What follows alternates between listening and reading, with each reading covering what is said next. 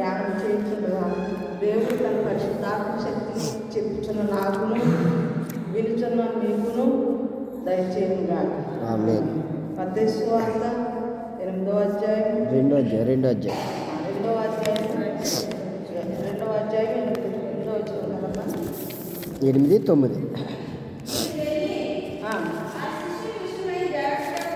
విచారించుడి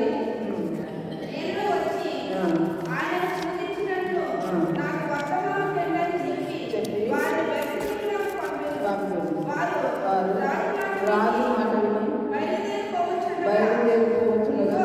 ఇదిగో ఉపదేశమున వారు చూసిన నక్షత్రము ఆశించి ఉండిన చోటికి ఇదిగా వచ్చి నిలిచి వారు ముందుగా నడిచాను.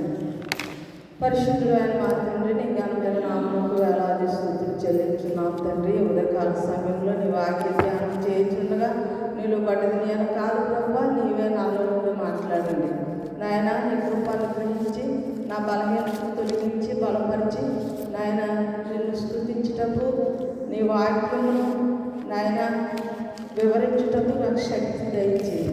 నీ కృపను గ్రహించండి.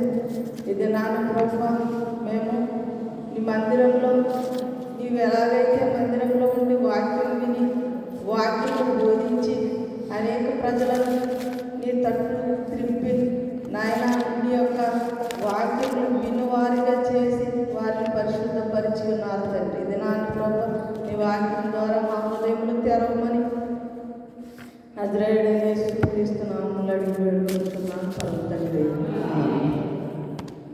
ప్రభునందు ప్రియ దేవుని పిల్లలారా, ఉదయకాల సమయంలో నడిచిన నక్షత్రం.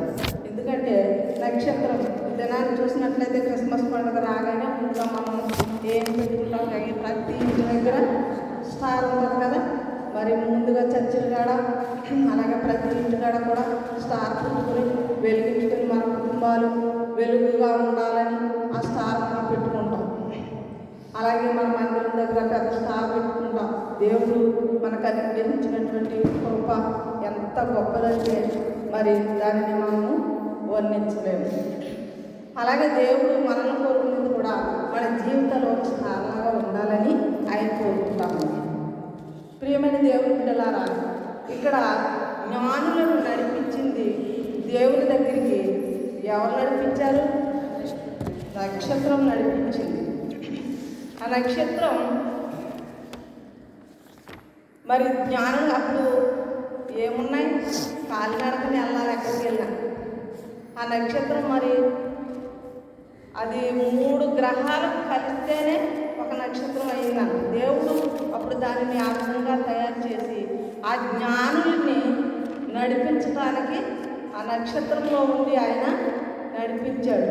ప్రియమైన దేవుని బిడ్డలారా, యేసు ప్రభు పుడతాడని ఎప్పుడో ఆది కాండం నుంచే ప్రకటించబడతా ఉంది. పరిశుద్ధ లేఖనాల ద్వారా, ప్రవక్తల ద్వారా ప్రవచనాలు పలుకుతూ ఉన్నాయి యేసయ్య పుడతాడని.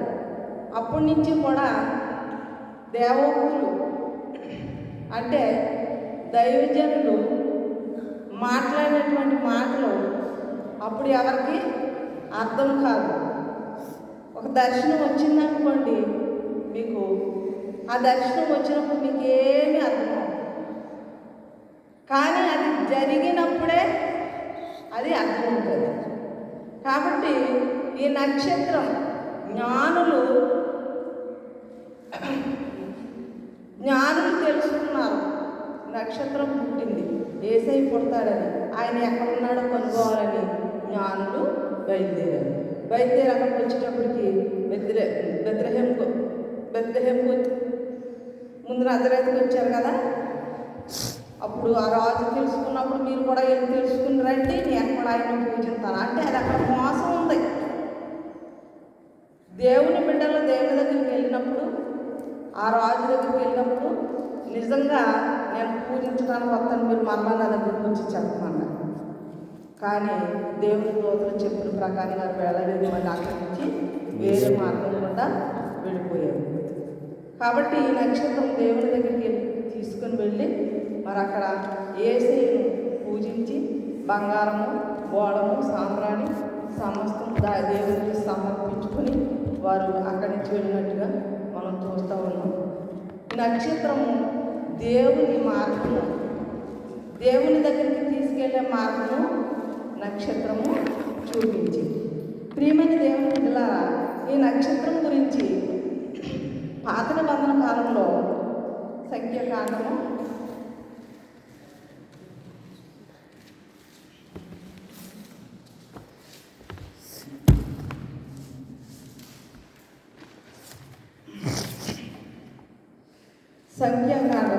24వ అధ్యాయము 17వ వచనం.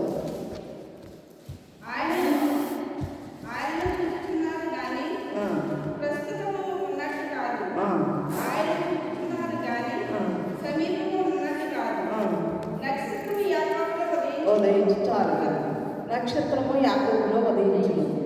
ఈ యొక్క ప్రవచనం ఎప్పుడు చెప్పబడింది? 1400 శతాబ్దాల క్రితము చెప్పబడింది. ఈ బిలాము ఇశ్రాయేలుని శపించడానికి బాలాకు తీసుకెళ్ళినప్పుడు బిలాము అక్కడికి వెళ్ళిన దాకా నుండి పరిశుద్ధాత్మ పూర్ణుడై అక్కడ మాట్లాడే మాటలు ఈ విధంగా ఉన్నాయి. వాళ్ళు ఒకసారి చదవమ్మా. ఆయన చూస్తున్నాను కానీ ప్రస్తుతంగా ఉన్నట్టు కాదు, ఆయన చూస్తున్నాము కానీ సమీపంగా ఉన్నట్టు కాదు. నక్షత్రము యాకోబులో ఉదయించును. అక్కడ దేవుణ్ణి చూస్తున్నాడు ఆయన, కానీ ప్రస్తుతం ఇప్పుడు చూసినట్టు కాదు, దర్శనంలో చూస్తూ ఉన్నాడు. అక్కడికి వెళ్ళి ఇశ్రాయేలుని శపించడానికి వెళ్ళాడు, కానీ అక్కడికి వెళ్ళిన తర్వాత ఇశ్రాయేలుని దీవిస్తూ ఉన్నాడు. చూసారండి, దేవుడు చేసే కార్యాలు కంటికి కనపడవు, చేసి కనపడవు, హృదయానికి గోచరం కాదు. అక్కడ దీవెన వచనాలు పలుకుతూ ఉన్నాడు. ఆయన చూచుచుండగానే ప్రస్తుతము చూచినట్టు కాదు, అంటే అప్పుడు చూసినట్టు కాదు, కానీ జరగబోయేది కార్యము ఇంకా గొప్పగా ఉండాలి. ఆ దర్శనము యేసయ్య పుడతాడని, నక్షత్రము యాకోబులో నుంచి వచ్చిందని. మరొకసారి చదవమ్మ. నక్షత్రము యాకోబులో నుంచి ఉదయించును. నక్షత్రం యాకోబులో ఉదయించింది. నడిచిన నక్షత్రం ఎక్కడ? యాకోబు నుంచి కూడా నడుచుకుంటానే వస్తూ ఉంది. యాకోబుని నడిపించింది ఎవరు? తండ్రి దేవుళ్ళు పట్టుకొని పారిపోయి ఎక్కడ దీవించబడ్డాడు, ఆశీర్వదించబడ్డాడు. దేవుని చేత అనేకమైన మేలులు అనుగ్రహించబడింది. దేవుని చేత పెనుగులాడి దేవునితో గెలిచి దేవుని జయం పొంది, అందుకే నక్షత్రం యాకోబులో ఉదయిస్తుందని అప్పుడు చెప్పాడు. ఇప్పుడు ఆ నక్షత్రం ఎవరు? యేసుక్రీస్తు దగ్గర తీసుకెళ్ళింది ఎవరు? నక్షత్రం. శ్రీమైన దేవుని బిడ్డలారా, దేవుని యొక్క కృపను బట్టి ఆ నక్షత్రం మన హృదయాల్లో యేసయ్య నడిపించినటువంటి ఆ నక్షత్రమే ఈ దినాన్ని మనతో కూడా ప్రతి పండగకి కూడా మనం నక్షత్రం వెలిగించుకుంటానే. అందుకని నక్షత్రం బయట కాదు, కానీ మన హృదయంలో వెలిగించబడాలి. ఆ నక్షత్రమే మన హృదయంలో ఉంటే మనం యేసయ్య దగ్గరకు నడిపించబడతాము. కీర్తన గ్రంథం 19 మొదటి వచనం.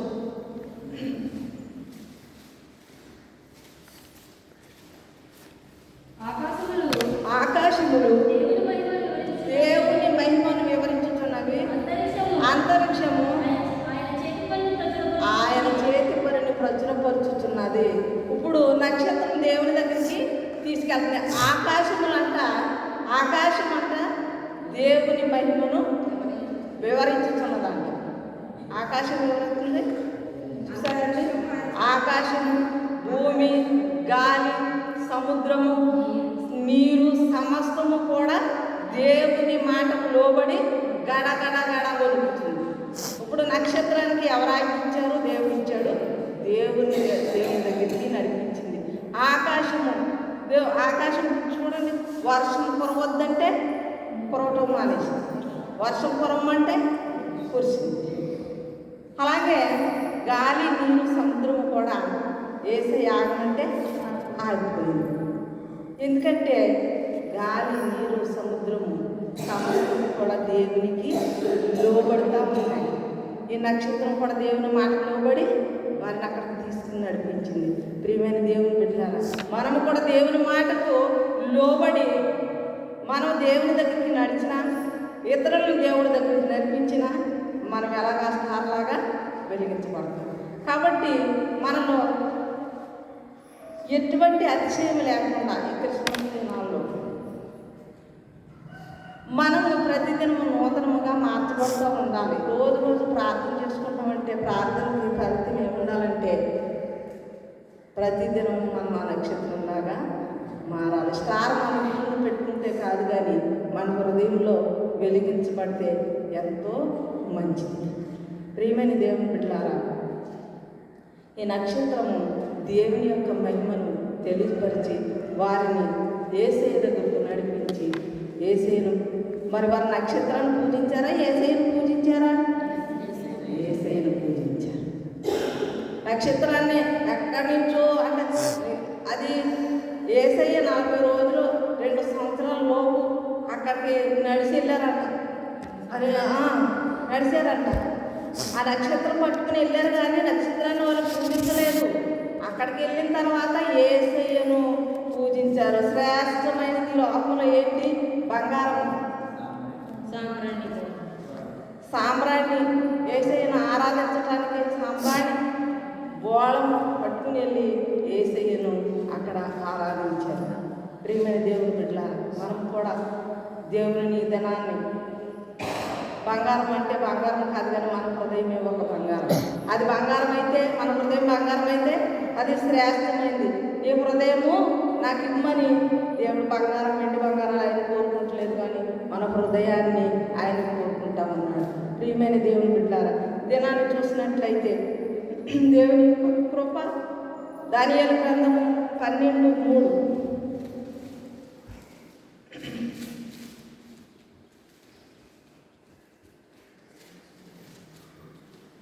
దానియేలు గ్రంథము 12వ అధ్యాయము 3వ వచనం. బుద్ధిమంతులైతే ఆకాశ మండలంలో జ్యోతులను పోలిన వారు ప్రకాశించరాగలరు. తర్వాత బుద్ధిమంతులైతే ఆకాశ మండలంలోని జ్యోతులను పోలి ప్రకాశించెదరు. ఇప్పుడు ఈ జ్యోతులు ఎవరు? మనమే. బుద్ధి లేకపోతే ఎలా ఉంటాం మనం? ఆరిపోయిన దేవుడు చీకటిలాగా మన హృదయము చీకటి అన్నమాట. బుద్ధిమంతులైతే ఆకాశ మండలంలో ఏమున్నాయి? జ్యోతులు ఉన్నాయి, నక్షత్రాలు ఉన్నాయి. ఆ నక్షత్రంలాగా వెళ్తాం. అక్కడ మన గుడి ముందు పెట్టుకున్నటువంటి స్టార్ ఎలా అయితే ఉంటుందో అలా ఉంటుంది. మీరు దేవుళ్ళలోకి వచ్చిన తర్వాత మీ స్టార్ మారిపోతుంది. చీకటి మీలో ఎంత మాత్రమూ ఉండదు. కానీ యేసయ్యను మన హృదయంలో చేర్చుకోవాలి. ఈ లోక సంబంధమైనది ఏది కూడా మనం స్టార్లాగా చేయదు. మనలో నుంచి మురుకు వాసన వస్తుంది, కానీ మంచి వాసన రాదు. ప్రియమైన దేవుని బిడ్డలారా, మన హృదయం మారకపోతే మన నోటం వచ్చి మాటే వాసన, కంపు. మీరు మారిపోతే ఆ స్టార్లాగా ఉంటారు. మీ హృదయంలో నుంచి జీవజల నదులు బయటకు వస్తాయి. ఆ జీవజల నదులు ఇతరులకు ఎంతో ఆశీర్వాదకరంగా ఉంటాయి. కాబట్టి చదువు ఇంకా ఎవరు నీతి మార్గం అనుసరించి నడుచుకున్నట్లు ఎవరు అనేకులను త్రిప్పుదురో వారు నక్షత్రం వలె నిరంతరమును ప్రకాశించెదరు. చూసారండి, విన్నారు కదా? ఎవరు అనేకులను త్రిప్పుదురో వారు నక్షత్రం వలె నిరంతరము. నక్షత్రాలు నిరంతరము ఉంటాయి. ఏమా? అన్ని తరాలకి ఉంటాయి, యుగాంతం వరకు ఉంటాయి. కానీ మనం ఇక్కడ కొంతకాలం వెలిగించబడి దేవుని దగ్గరికి వెళ్ళిపోతాం. అక్కడ కూడా వెలిగించబడతాం. అంటే మన పరలోక రాజ్యం అయితే మనం వెలిగించబడతాం కదా. మరి లేకపోతే మనం ఎక్కడికి వెళ్ళిపోతాం? నరకానికి వెళ్ళిపోతాం. అప్పుడు మనకు వెలుగు ఉండదు, ఏమీ ఉండదు. కాబట్టి నిరంతరము వెలిగించబడే నక్షత్రముల వలె. ఎవరమ్మా ఇతరులనే? ఇతరులను అనేకులను త్రిప్పుదురు వారు నక్షత్రం వలె నిరంతరము ప్రకాశించేదారు. ప్రియమైన దేవుని బిడ్డలారా, ఇతరుల్ని మరి దేవుని తట్టు తిప్పినోళ్ళు నక్షత్రం వలె వెలిగించబడతారంట. కాబట్టి అనేకులను దేవుని తట్టు తిప్పడానికి ఆ నక్షత్రంలాగా మనం ఉండాలి అంటే అనేకులను దేవుని తట్టు తిప్పాలి, అనేకుల కొరకు ప్రార్థన చెయ్యాలి, చీకట్లో ఉన్న వాళ్ళని బయటికి లాక్కు రావాలి, దేవుని తట్టు తిప్పాలి. మనల్ని బట్టి అనేక మంది మారాలి, కానీ మనల్ని బట్టి అనేక మంది పడిపోకూడదు. ప్రియమైన దేవుని బిడ్డలారా, మన మాటలు ఇతరులను ఆకట్టుకునేవిగా ఉండాలి. కాబట్టి ఈ యొక్క దానియేలు గ్రంథంలో చెప్పబడినటువంటి మాట ఈ నక్షత్రంలో వలె, ఆ నక్షత్రంలాగా మనము ఇతరులకు దారి చూపేవారిగా మనం ఉండాలి. ఆ యేసయ్య దగ్గరికి నడిపించినటువంటి నక్షత్రం ఎలాగైతే నడిపించిందో, ఆ జ్ఞానులు రాజులు నీదు ఉదయకాంతికి ఇంకోవచ్చును. యెషయా గ్రంథము 1:3.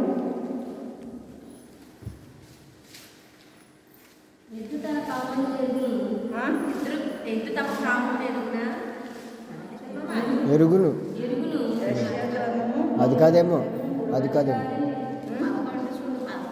చూడమ్మ, 60. యెషయా గ్రంథం 60 అధ్యాయం 1 వచనం చూడు. నీకు వెలుగు వచ్చుచున్నది,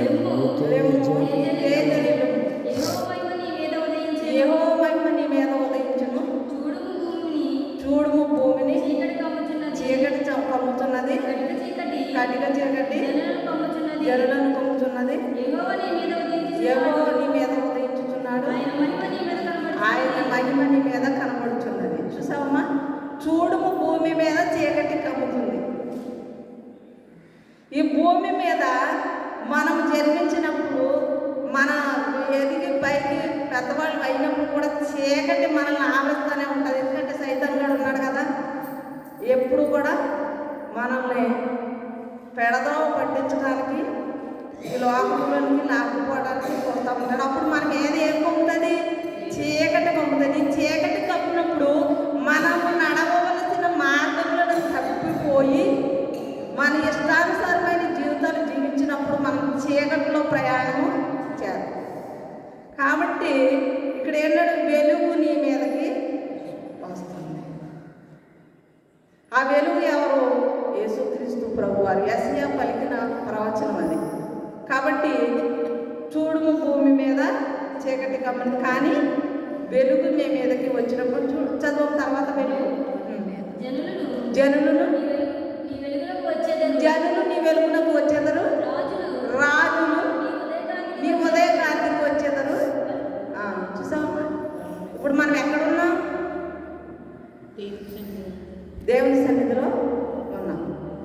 దేవుని వెలుగు మన మీద ఉంటుంది కనుక రాజులు నీదు ఉదయకాంతికి వచ్చేదరు. ఇప్పుడు జ్ఞానులు ఎక్కడికి వచ్చారు? నక్షత్రం వెలుగులోనికి వచ్చి ఆ నక్షత్రం గుండా నడిచి యేసయ్య దగ్గరకు వచ్చారు. ప్రియమైన దేవుని బిడ్డలారా, మనము కూడా దేవుని యొక్క వెలుగులో నడవాలని ఆయన కోరుకుంటా ఉన్నాడు. మనలో నుండి గర్వం తొలగిపోవాలి, మనకి పశ్చాత్తాపం కలగాలి, మన హృదయంలో ఉన్న చీకటి యేసయ్యను చేర్చుకుంటే తొలగిపోతుంది. మన హృదయము గర్వించకూడదు. ఎప్పుడు కూడా గర్విస్తే దేవుని నక్షత్రాలు ఉన్నాయి, గర్వించే నక్షత్రం కూడా ఉంది. ఆ గర్వించే నక్షత్రాన్ని యెషయా గ్రంథం 14వ అధ్యాయం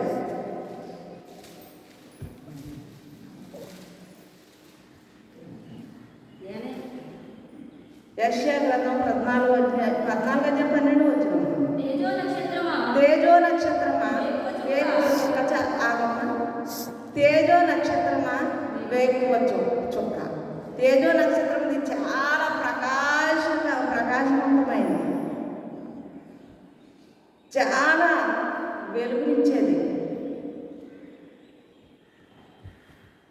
దాని వెలికి సూర్యుని కాంతి అక్కర్లేదు, అంత గంభీరమైనటువంటి వెలుగునిచ్చింది. తేజో నక్షత్రమా వేకువ చుక్క. ఈ వేకువ చుక్క చాలా కాంతివంతమైంది. ఈ వేట్లు ఆకాశం నుండి పడితివి. ఇంత వెలుగైనటువంటి ఈ నక్షత్రం ఆకాశం నుండి భూమి మీదకే పడిపోయింది. సైతాను దేవునికి మహిమగా దేవుని పక్కన ఉండి దేవుని స్తుతించి ఆరాధించి దేవుని ఎంతో మహిమపరిచే ఈ నక్షత్రం భూమి మీదకి పడిపోయింది. ఎందుకు పడిపోయిందండి? చదవండి.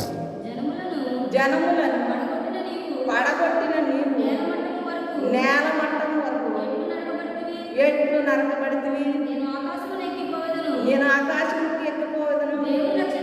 దేవుని నక్షత్రములకు పైగా చూసారండి, ఇదొక నక్షత్రం అంటే అన్నిటికంటే తేజోమానమైంది, గంభీరమైంది. ఇక్కడున్న ఇంకా ఉన్నాయి చూడండి, దేవుని నక్షత్రములు. దేవుని నక్షత్రమే పడగొట్టేది తయారైంది.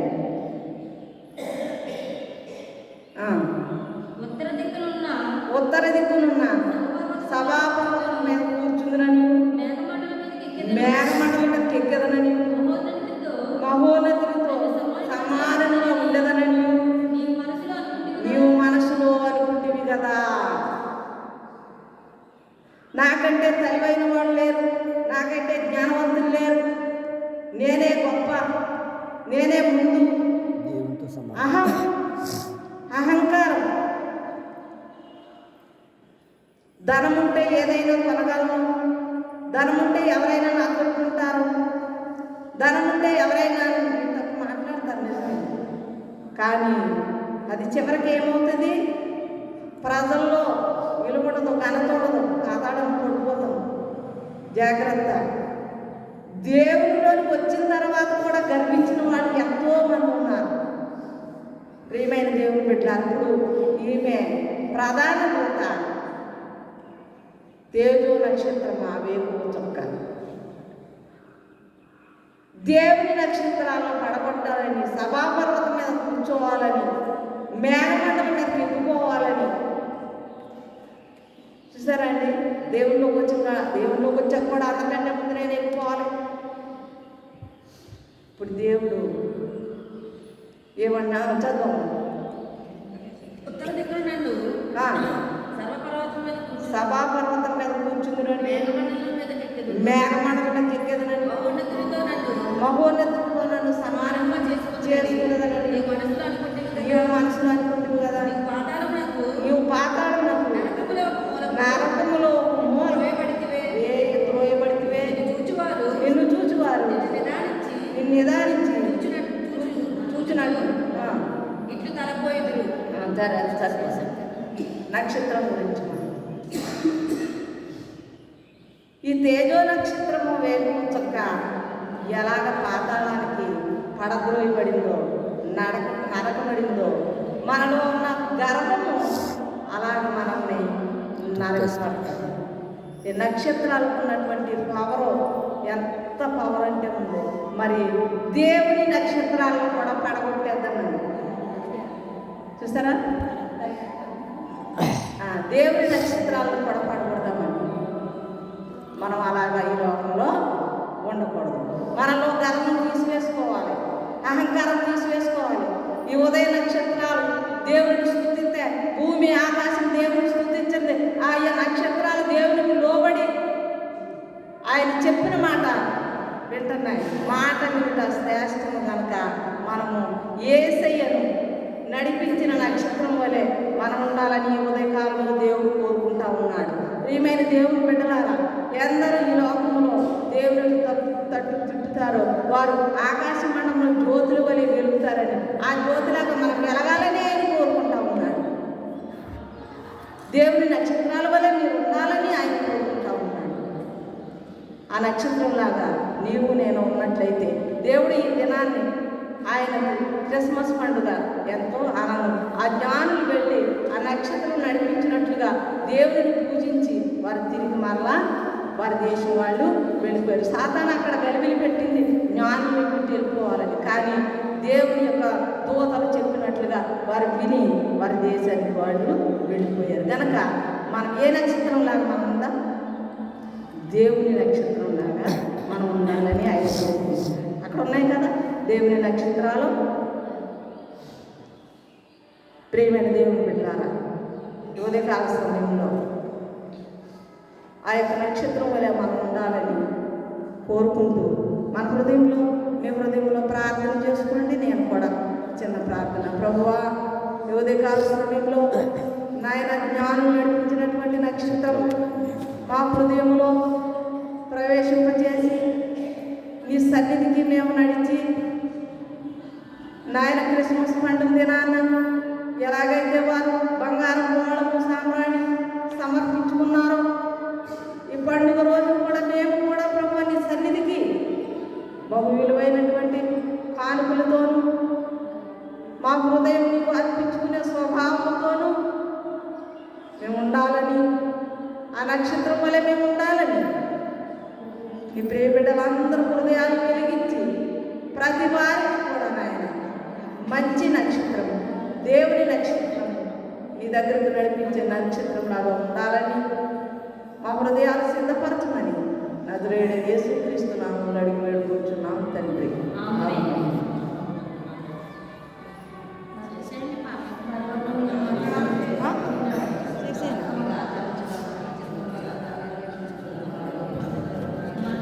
హార్వేడ్ మాకు దయచేయండి. మెడల ప్రార్థన చేసిన వారిని క్షమించిన ప్రకారం మా ప్రార్థన క్షమించిన